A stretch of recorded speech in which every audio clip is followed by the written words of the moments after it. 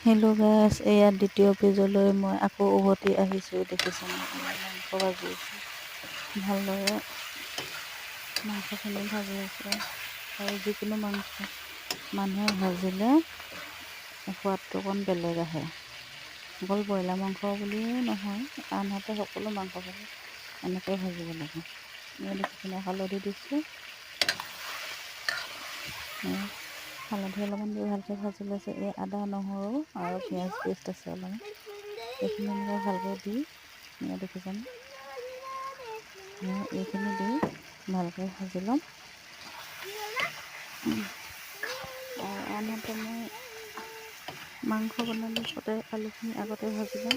গতিকে এইবাৰ মই প্ৰথমতে মাংসখিনিহে ভাজি লৈছোঁ। তাৰপিছত মছলাখিনি ভালদৰে দি ভালকৈ ভাজি আছোঁ। আৰু মাংস সম্পূৰ্ণকৈ নাভাজিলে সোৱাদটো নাহে।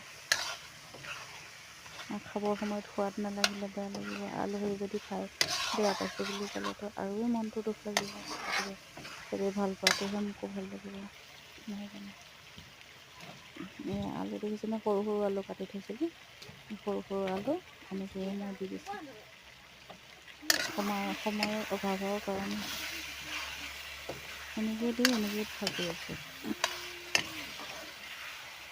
আৰু আলহীক এনেকৈ খাবলৈ দিম। এয়া দেখিছেনে, এয়া পানী অকণমান দিছোঁ।